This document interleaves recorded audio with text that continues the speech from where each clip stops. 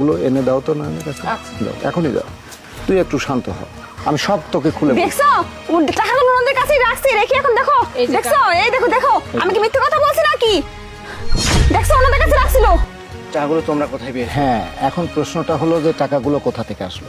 আমি আর তোর মা যখন বিদায় নিয়ে চলে যাচ্ছিলাম, বৌমা পিছে পিছে এসে এই ব্যাগের মধ্যে দিয়ে ওই 2 লক্ষ টাকা এখানে রেখে দিল। আমি কিন্তু টের পেয়েছি, কিন্তু বুঝতে পারিনি যে আসলে সে এটা করতে পারে।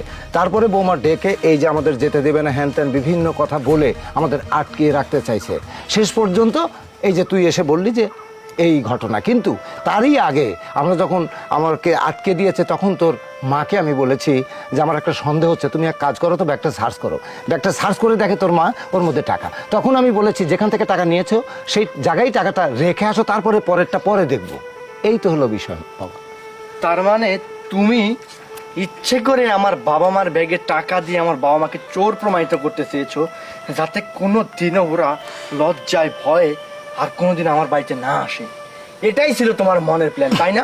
দেখো তুমি আমাকে ভুল বুঝতেছো। আমি তোমাকে ভুল বুঝতেছি না, ভুল তুমি করতেছো। তোমার সাহস হয় কিভাবে আমার বাবা মাকে চোর প্রমাণিত করার? তুমি ইচ্ছে করে তাদের ব্যাগে টাকাগুলো দিয়েছো।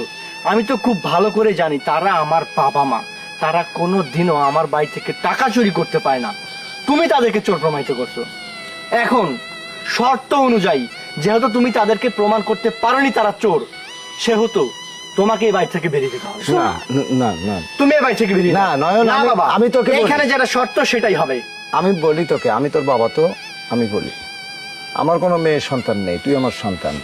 আমি চেয়েছিলাম যে আমার ছেলে দিয়ে একটা মেয়ে আনবো, এটাই আমাদের বড় সুখ, আর অন্য কোনো কিছু নাই। কিন্তু এখানে এসে কি প্রলোভনে কার কথা শুনে বৌমা যে এইটা হঠাৎ করে করলো, এইটা তাকে দোষ দেওয়া যাবে না। মানুষ লোভে পড়লে অনেক কিছু হয়, অনেক কিছু চিন্তা ভাবনা করে। কিন্তু মা, আমি তোমাকে বলি, আমি তোমার বাবার মতো।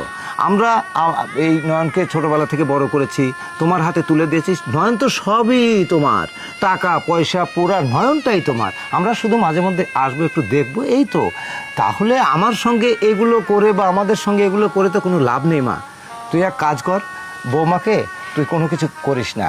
আমরা যদি না আসি তাহলে দেখবি ধীরে ধীরে ধীরে ধীরে বৌমা ঠিক হয়ে যাবে। হ্যাঁ, তোমরা আসবে না কেন? এটা তোমাদের বাড়ি, তোমাদের সন্তান আমি।